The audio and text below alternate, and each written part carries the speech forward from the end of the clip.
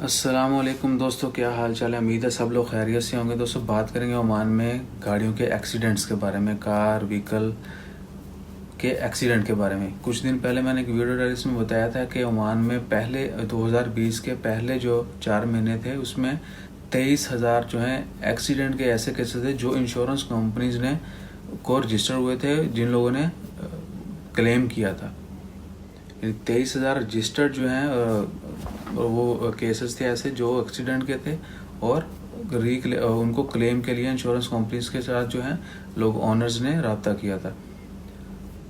तो बात करने का मकसद क्या है कि इतने एक्सीडेंट्स कुछ साल पहले जो है 3-4 साल पहले ओमान में बहुत ज़्यादा एक्सीडेंट होते थे, और मुझे अगर मैं गलत नहीं हूँ तो एक साल में 1 लाख से ज़्यादा एक्सीडेंट के वाक़यात भी हुए थे। ये वो वाक़यात हैं जो लोग इंश्योरेंस कंपनीज के साथ इनकी इंश्योरेंस होती है और वो क्लेम के लिए उनसे रब्ता करते हैं, ये वो नंबर्स हैं। और बहुत सारे लोग होते हैं जो एक्सीडेंट होता है, माइनर भी होता है, सीवियर भी होता है, यानी हल्का फुल्का एक्सीडेंट हो गया या कुछ ज़्यादा भी डेंजर, वो इंश्योरेंस कंपनी से नहीं रब्ता करते, या उनकी फुल इंश्योरेंस नहीं होती है, थर्ड पार्टी होती है, या फिर वो just ignore it and they are trying to fix their self. यानी वो दोनों पार्टियां जो हैं वो खुद से मैनेज करती हैं, इंश्योरेंस कंपनी के पास नहीं जाते। वो भी बहुत सारे केसेस होते हैं तो वो रिकॉर्ड में नहीं आते। सो इस दफ़ा जो है अगर 23,000 पहले 4 महीनों में आया, लेट्स सपोज अगर यही कंटिन्यू रहे तो ये 75-80,000 पर तो यही पहुंचेगा। तो लाख केसेस एक साल में, इट वाज ट्रू। ये 2012-13 की मैं बात कर रहा हूँ। उस वक्त 1 लाख से ज़्यादा केसेस आए थे, बहुत ज़्यादा डेथ भी हो रही थी ओमान में जीसीसी में रोड एक्सीडेंट की वजह से। तो पिछले कुछ दिन पहले जो है ओमान में भी एक बहुत बड़ा हादसा हुआ। 2 गाड़ियां आमने सामने से टकराईं, जिसमें 3 ओमानी जो है उनकी वफ़ात हुई, एक खारजी जो है उनकी वफ़ात हुई। इन्ना लिल्लाहि व इन्ना इलैहि राजिऊन। और बहुत सारे बाकी जो लोग थे कुछ वो जो है सिर्फ 2 गाड़ियों के टकराने से और भी गाड़ियाँ थी जिनको वो भी एक्सीडेंट में शामिल हो गई। यानी लेट्स सपोज अगर एक गाड़ियाँ टकराई है, उसके जो पीछे व्हीकल आ रहा है इमीडिएटली उनको भी समझने में टाइम चाहिए होता है, समझने में, तो दे कोलाइड ऑल्सो। और इस तरह कई सारे और व्हीकल जो हैं वो भी डैमेज हुए, लोग बहुत ज़्यादा ज़ख्मी भी हुए। तो बात करते हैं, टॉपिक पे आते हैं वापस के एक्सीडेंट्स।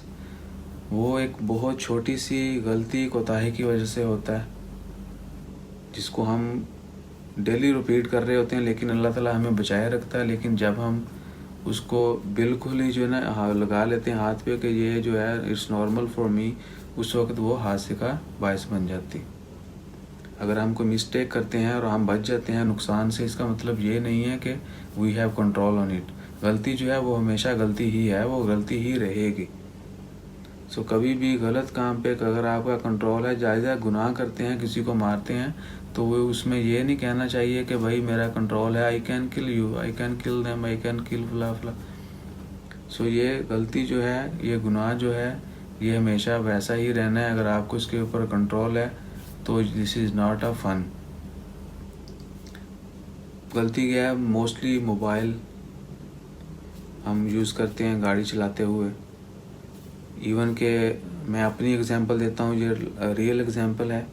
मैं गाड़ी में डैश कैम यूज़ करता हूँ। मेरी आपने शायद कुछ वीडियोस देखेंगे, मैं डैश कैम से बनाता हूँ। सो मेरी जो इंटेंशन है, मेरी जो तवज्जो है उस तरफ भी जाती है, कब उसको कैमरे को ऑन करना है, कब बंद करना है, तो उस तरफ भी जाती है। और मैंने कुछ दिन पहले जो है मेरा भी एक्सीडेंट हुआ, लेकिन अल्हम्दुलिल्लाह बचत हो गई। उसके बाद से जो है मैं वीडियो कंटिन्यूस बनाता हूँ। कभी भी मैं जो है बीच में कोशिश करता हूँ कि मैं कैमरे को ना छेड़ूँ।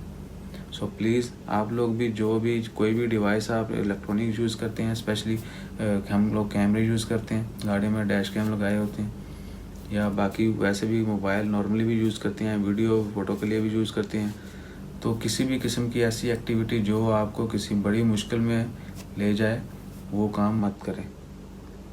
अगर आप ज़िंदा हैं तो आप सब कुछ कर सकते हैं। अगर आप मुश्किल में हैं, अगर बीमार भी हो जाते हैं, तो वी कैन डू एनीथिंग। और अगर आप वफ़ात पा जाते हैं तो आप तो गुज़र जाएंगे, लेकिन पीछे बहुत सारे मसले मसाइल मुश्किलात, स्पेशली अगर आपका कोई लव्ड वन है तो उनकी जो परेशानी है वो बहुत ज़्यादा बढ़ जाएगी। सो खुदारा अपना ख्याल रखें, अपनी फैमिली चीज़ों का और बच्चों का ख्याल रखें, अपने चाहने वालों का ख्याल रखें। इंशाल्लाह खैर। कभी भी ज़्यादा जो स्पीड है उस पर गाड़ी मत चलाएं। ये नहीं है कि रोड खाली है या लिमिट ज़्यादा है, यू कैन रन इट। गाड़ी की भी एक लिमिट होती है, उसको भी उतने ही चलाएं जितना वो बर्दाश्त करती है। ये नहीं है कि हर गाड़ी में मीटर तो 240 का होता है लेकिन वो 240 पे दौड़ती नहीं है। सो प्लीज़ बकरी का जिगर लेके जो है चीते के जैसे मत दौड़ें। तो अपना ख्याल रखें। ज़्यादा से ज़्यादा मुझे उम्मीद है, मैं भी डेली बेसिस पे जो है वो गाड़ी चलाता हूँ, इसलिए मुझे फ़िक्र है उन तमाम लोगों की, उन तमाम दोस्त अहबाब की जो एक छोटी सी गलती के बड़ी मुश्किलात का शिकार होते रहते हैं। तो कोशिश करें जितना मुमकिन हो आप सेफ। थोड़ा सा डिले हो जाएगा, ओवर स्पीड की वजह से एक्सीडेंट होता है जब बंदा कंट्रोल खो बैठता है, क्योंकि जब आप गाड़ी बहुत ज़्यादा तेज़ चला रहे होते हो तो आपका दिमाग भी उतना ही तेज़ काम करना चाहिए। ये हाथ यानी गाड़ी तो तेज़ चल रही है लेकिन दिमाग जो है वो उसी स्पीड पे चल रहा है जैसे हम पहले स्लो चलाते हुए चला रहे होते हैं। तो अगर तो आपका इतना लेवल है कि आप जो है वो मेंटेन कर सकते हैं, क्योंकि जितनी स्पीड में होगा उतनी स्पीड से आपको डिसीजन भी कर लेना है। और बाकी एक्सपीरियंस, तजुर्बा, हर चीज़ जो है वो होनी चाहिए, then you can do the right things. लेकिन फिर भी मैं कहूँगा गलती जो है गलती है। 120 की लिमिट की स्पीड है तो हम लोग ये मत कहें कि 140 से 138 पे जो है हम चला सकते हैं। 140 पे जाएंगे, 39 पे जाएंगे तो कैमरा पिक्चर खींच लेगा। तो प्लीज़ भाई अगर 120 की है तो 120 ही चलाएं, या सिर्फ उतनी स्पीड रखें जितनी आप कंट्रोल कर सकते हैं। So all drivers knows how much speed they can control. सब ड्राइवर जो दोस्त हैं उनको पता होता है कि जो गाड़ी चला रहे हैं वो कितनी स्पीड पर चलाएंगे और उनके कंट्रोल में रहेगी। तो उस स्पीड के दौरान वो बहुत सारी एक्टिविटीज़ कर रहे होते हैं, वो नॉर्मल है क्योंकि उनको पता है इट्स इन देयर कंट्रोल।